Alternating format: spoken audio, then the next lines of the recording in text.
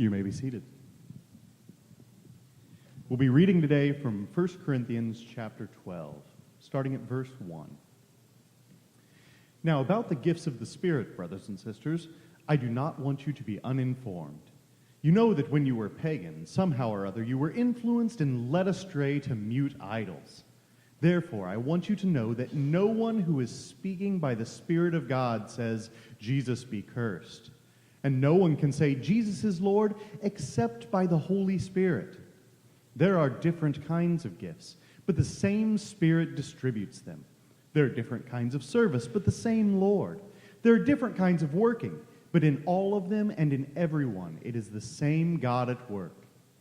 Now to each one, the manifestation of the Spirit is given for the common good. To one there is given, through the Spirit, a measure of wisdom. To another, a measure of knowledge by means of the same Spirit. To another, faith by the same Spirit. To another, gifts of healing by that one Spirit. To another, miraculous powers. To another, prophecy. To another, distinguishing between spirits. To another, speaking in different kinds of tongues. And still to another, the interpretation of tongues. All these are the work of one and the same Spirit, and He distributes them to each one just as He determines. Do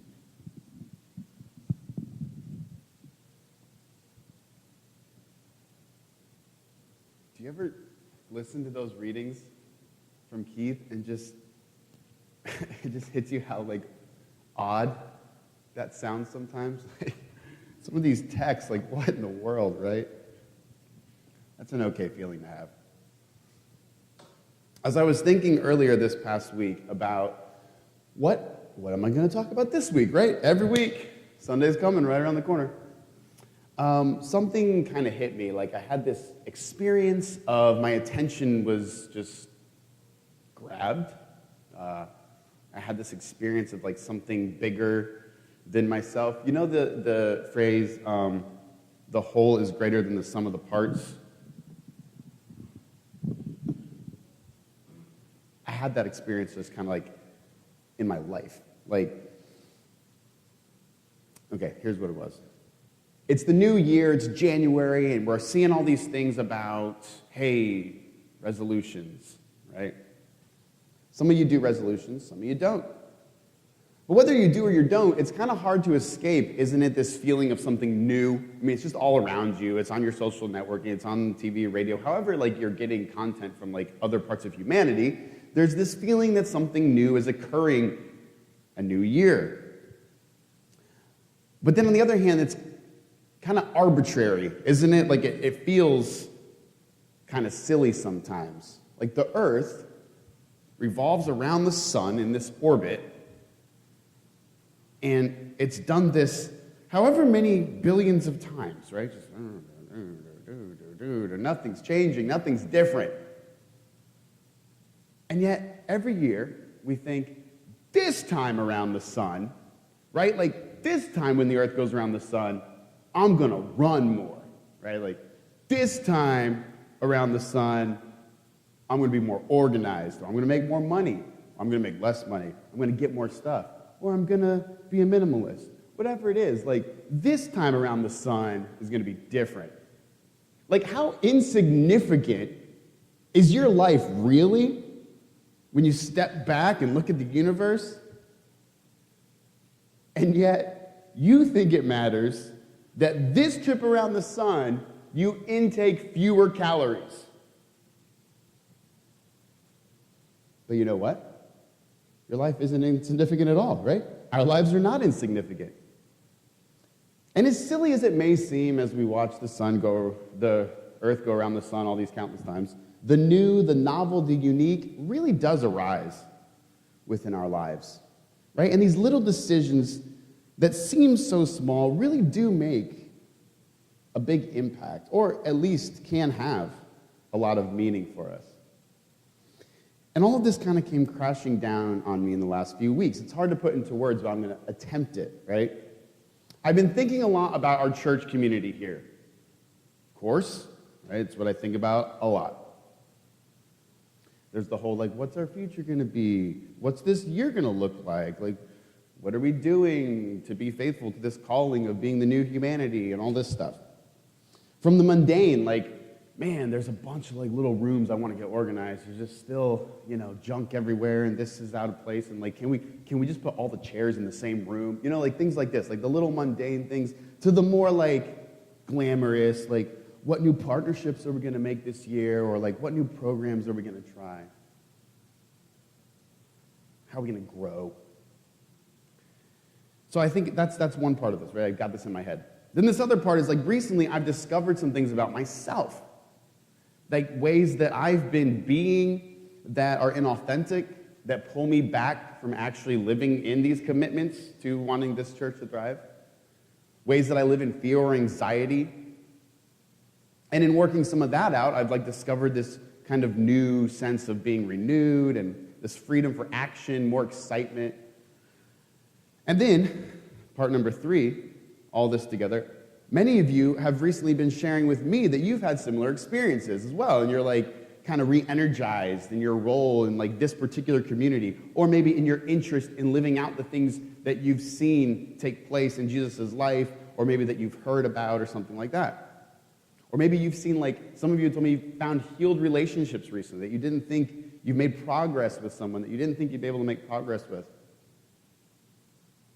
And it's been a joyful experience. So then, like, stack all that together. These are, like, floating in my head. And then the last 2 weeks, we've been in these 2 different texts that are random in the sense that when the time came, like, I look at this week in the church calendar and I say, here's the text for today, so let me look at it and see what I can pull out from it. So they're random in the sense that I didn't imagine that they would connect to everything that's been going on in my head and life and in the stories I live out with you all. But then they did, right? And they kind of became this unified, coherent thing for me. And I was like, these last couple of weeks, we've really been doing this, church thing, you know? Really been doing it. You know what I mean, right? You know exactly what I mean. I told you it's hard to put into words. But I realized we're kind of like doing the last couple of weeks this theology of what church is, right? Kind of like building this framework through words and then trying to find ways to live it out together. Not perfectly, of course, or anything, but it's there and it's been very real and tangible for me. So I thought, here's what I'm going to do. I'm going to try to make sense of it. I'm going to try to like put it in some kind of model or framework or something like that so that we can kind of just intentionally sit with these feelings and these ideas, make a focus out of it. So, like I said, the last couple weeks, I've realized that we've been doing what could be called like an ecclesiology, right? A theology of the church. So we'll continue with that, and we'll see what it takes us. What I'm going to do is I'm going to take the last 2 sermons from last week, and I'm going to like turn them into 2 points in a series, and today we'll get into the 3rd point. Right, so that's how it's going to flow. And I hope that the result will be something that you can kind of hold on to, something you can grasp, some kind of unifying and encouraging message for all of us that will then kind of lend itself to pushing us out into this new year and giving us a renewed sense of purpose and vision and action. So, do you remember the last 2 sermons? No. That's why I'm going to recap them real quick. 2 weeks ago, we looked at Ephesians 3. And we saw that Paul says there was a secret plan all along, right? God had this secret plan. And it was to make the 2 groups, in that context, Jewish and Gentile, one group. And to therefore move beyond, and it was like this like group that's now this case study, this description, this vision for the whole world of losing enmity over these things, like not being enemies over these things, and moving together in a unified way, right? To move beyond separation of groups and move to a more universal gathering of people. But why even do that? Well, then we saw in that sermon that there's a secret, like a double layer of secret. And it's that community of diversity, that community that had learned and seen because of its view of the cross to let go of the things that separate us, that community actually displays the wisdom of God to the world. And I was really taken by that, like really compelled by that idea. Like I really felt it to be very interesting. I was kind of swept up in it. The simple act of gathering together in love and mutual acceptance will ultimately be a display of God's wisdom to the world, to the cosmos. Right? Like think about this. Paul's making a really powerful claim here. Like the entire order of things looks at this community and can see the very wisdom of the divine life. It's a breathtaking thought, right? To say that our gatherings, our lives, of letting the story of the cross remove enmity from us, could display God's wisdom to the universe. I've been watching a lot of TED Talks recently on one particular issue, one question. It's called the Fermi paradox. Does anybody know what that is? I know you do, Tyler. You're nodding your head. The Fermi paradox was, actually it's kind of a misnamed thing because Enrico Fermi, the physicist, didn't actually formulate the paradox. He was just sitting at lunch one day with some other physicists, and they were all just eating, and they weren't talking, and suddenly he looks up and he goes, "Where are they? Where are they?" Right? And the other physicists knew exactly what he meant. They're yeah, it is a problem, right? So the Fermi paradox is a paradox between two sets of ideas, two sets of data, right? We look at the universe and there's whatever 17 sextillion stars or something. The Milky Way galaxy alone has 100, between 100, it's funny, I looked up this morning to double check. If you Google how many stars does the Milky Way galaxy have, Google will say 250 billion plus or minus 150 billion. So, okay, between 100 and 250 billion stars are in the Milky Way galaxy. One galaxy, right? There's 100 billion, give or take, however many billion galaxies in the universe. So it's something to 10 to the 24th power number of stars in the universe. Right? So if you took a tiny, small fraction of those, just a tiny fraction, the chances are really high there'd be planets around them similar to this one, right? The chances would be really high there'd be other intelligent life in the universe. Almost statistically, I'm not a mathematician, but the way people describe it, almost guaranteed, right? It should be almost guaranteed by the numbers. And yet, so that's one set of data. The other set of data is that we have literally zero evidence of it. No one's ever seen a spaceship come to Earth. No one's ever answered the calls. No one's ever heard anything on our radio telescopes, right? We've looked with telescopes as far as we can into the universe, and we haven't seen any non-organic structures being built. There's just no evidence of anyone else. And so people ask this question are we alone? Are we alone in this vast, huge universe? Are we really the only intelligent species? Intelligent, used loosely.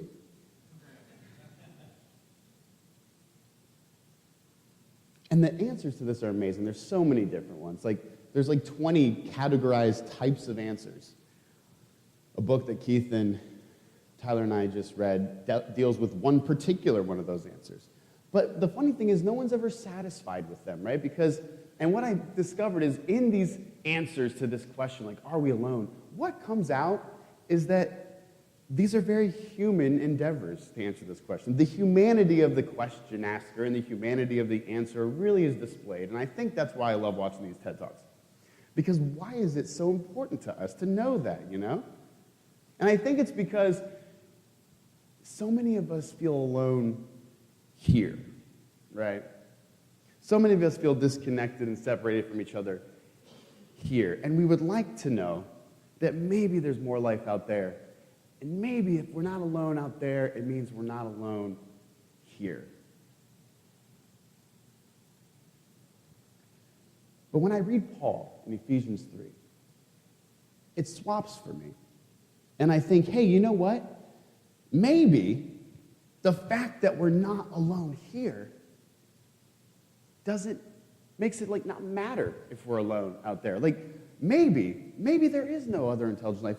Who cares? Maybe the love that this particular congregation has. Maybe like these 35 people in here right now, maybe the love we have for each other is enough to fill that entire universe. Maybe those metaphors don't mean anything to you. Maybe they don't resonate. Maybe that scope isn't something that speaks to your heart.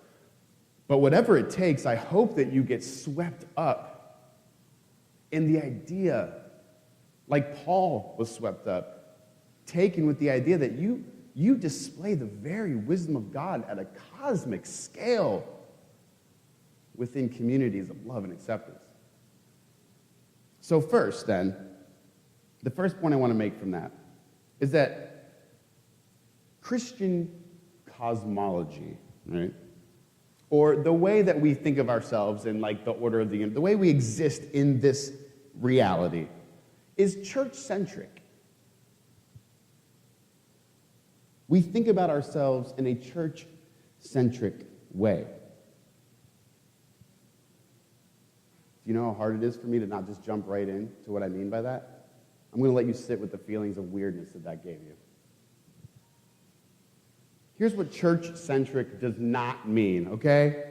It does not mean that we just like have a commitment to a certain denomination or some kind of sectarianism regarding what we may or may not think are important doctrines. Right? Church-centric does not mean that we are a defender of Christendom. Right? A lot of times when people say church, like they'll use a capital C, and they mean it basically to describe Christianity, right? Like anything that goes under the name of like Christian. Anyone who claims to like be a Christian is part of the church.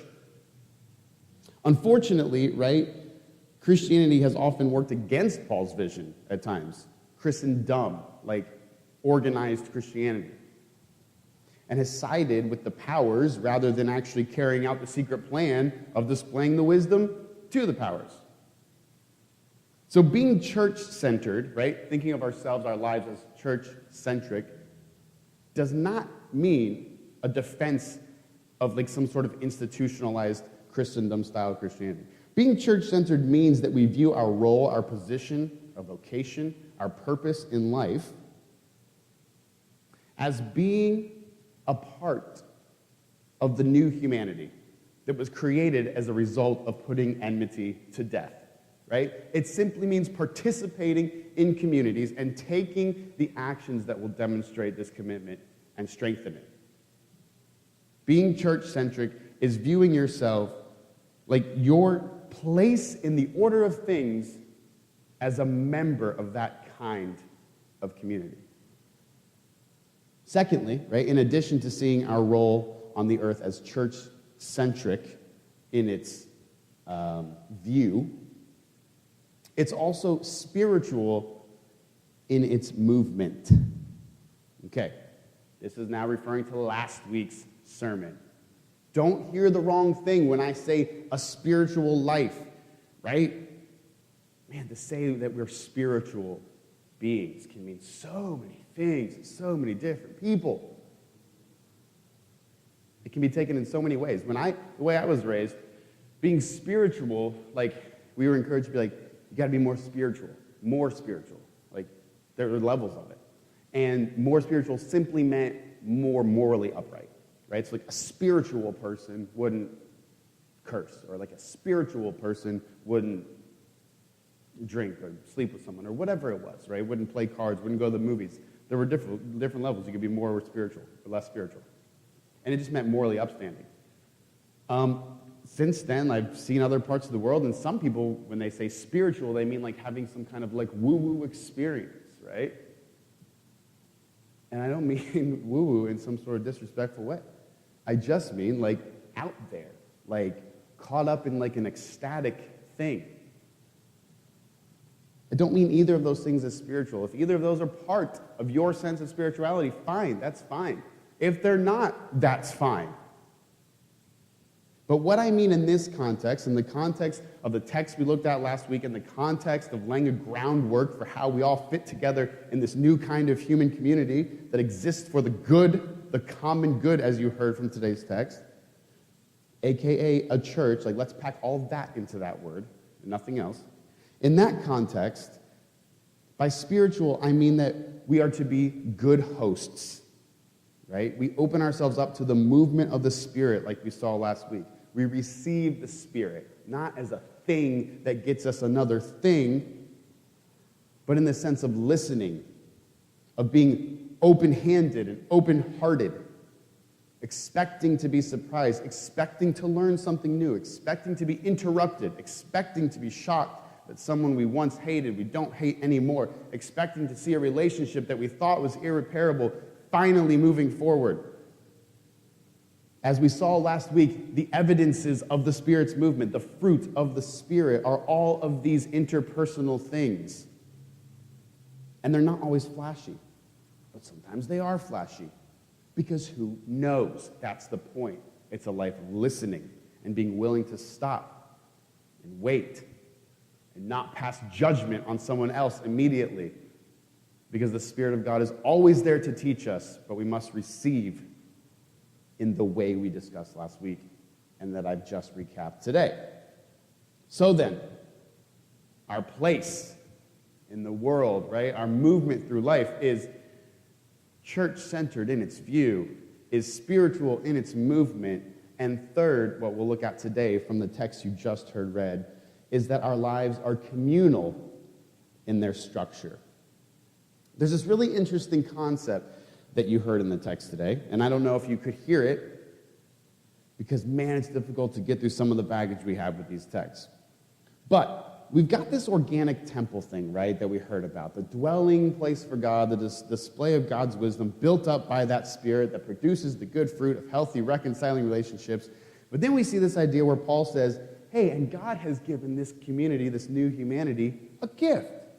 And it's a gift that's meant to help the new community, the new humanity, to grow and to thrive and to be strong and to be effective. And the gift is the individual members of the new community.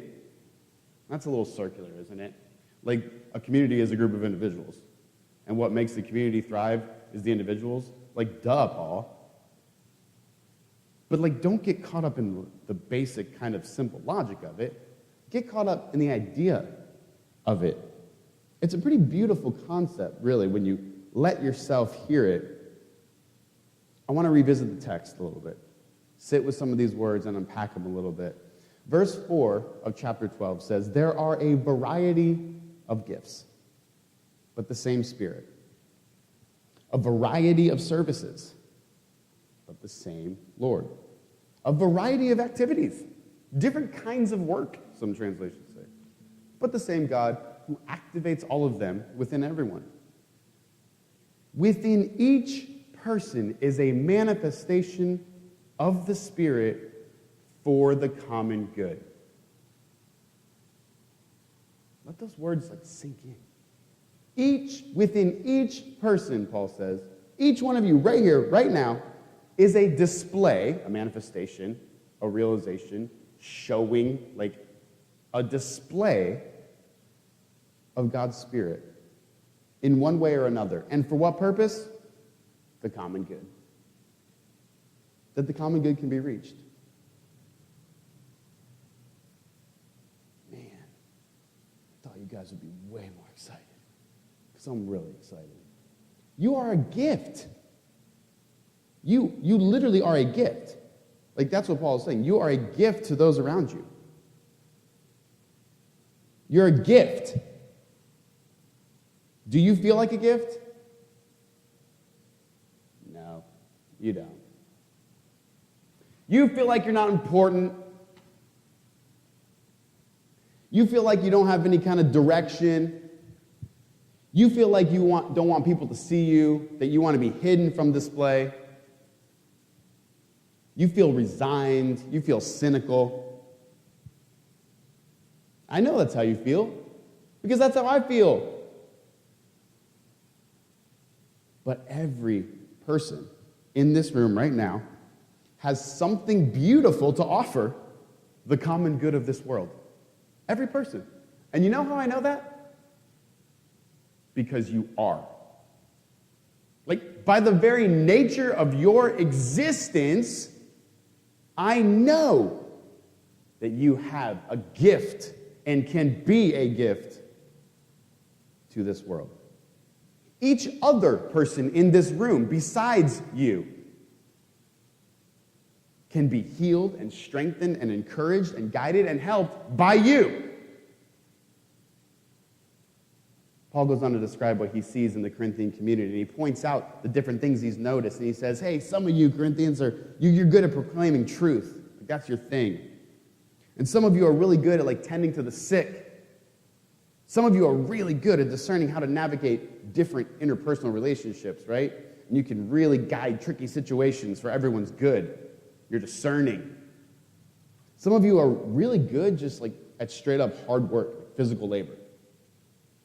Some of you are really good at languages, so good at languages that you can do these artistic expressions where you mold them all together and you do this act of prayer in this weird different language that you made up. Some of you are so artistically minded that you can interpret that for everyone else. Some of you, he says, just like to have people over and cook for him. Hospitable. And he says every single one of those things that I've seen within you, right? I love to imagine that Paul literally just made a list of what he had seen. He just knew every individual, and he just named the individual things. And he's like, every single one of you, right? They're displays of the Spirit. That's God working within you.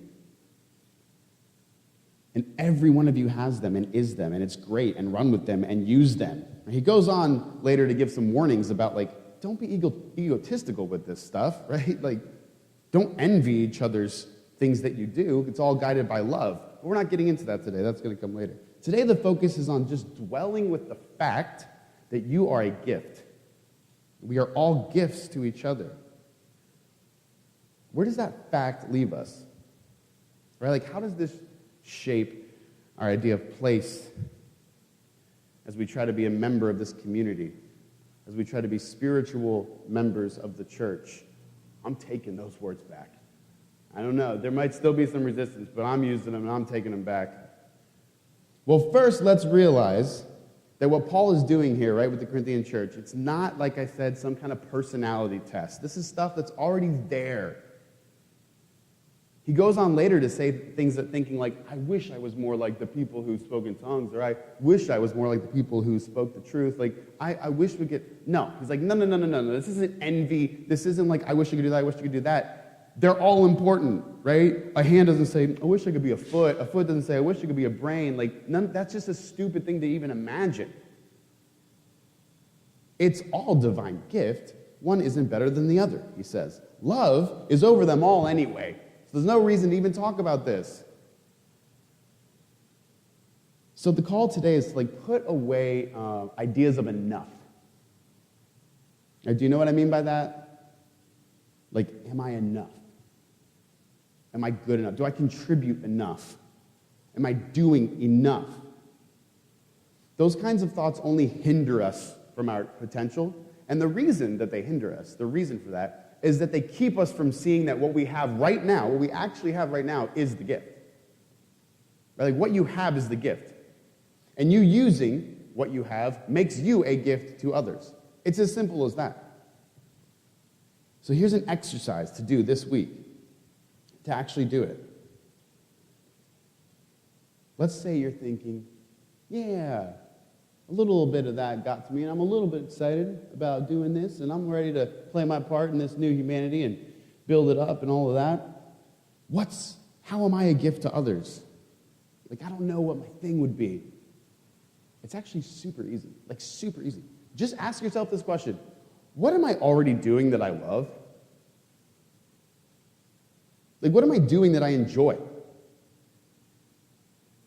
Do you enjoy building stuff? Boom, that's your thing. Do you enjoy teaching people? Boom, that's your thing. It's super easy. It's not. You don't need to have a long meeting with me and let's discern it. It's do you enjoy cooking for people? Boom, that's your thing. Done. I did it. I found a bunch of your things right there. What are you good at? What do you love? What are you already doing? Most of us are probably gifts in more than one way to each other. Some of you spend your time doing things around here so that we can function. That's awesome. That's a gift. Like, some of you have money, like more than other people, and you give it. You give it so we can keep this thing going. Great. That's an awesome gift. Some of you are really encouraging people. Some of you make time every week to tell me you love me, to make some nice comment. You have no idea how powerful that is. Some of you just sit here and are a joy to other people. That's a gift. Don't give that up. None of these things is really more crucial than the other. It's so hard to believe that, and it's so hard not to envy or to look down on people that don't do certain things or to look up at people that do certain things, but really, it's all beautiful, and it all works to build up the church, the community. So the call then is to begin to recognize in yourself what you love, what your gift is, and to begin to see that not just as some random thing or something you were born with or something you were raised with or whatever, but to see it in light of this church-centric, spiritual, communal life, right? Make a list this week. I want everyone to make a list. Things you're good at, things you love. Write them down on an actual piece of paper with a pen or type them in your phone, whatever. Something amazing happens when we actually take stock intentionally of, like, what's available to us? What's available to us? Who knows what could arise out of it? I'm done with the written part. I could just keep giving ideas, right? I could just be like, this could arise out of it, or this could arise out of it, or this could arise out of it. But I think that we can do that. I don't think I need to come up with all these specific ideas. I think if we just take stock of ourselves, see what's there, we're going to see things arise. We're going to see amazing things happen together and opportunities for specific actions. Specific actions we're taking to be more effective, new actions to arise. In 2019, this trip around the sun, it's going to be awesome. It's going to be awesome. Let's pray.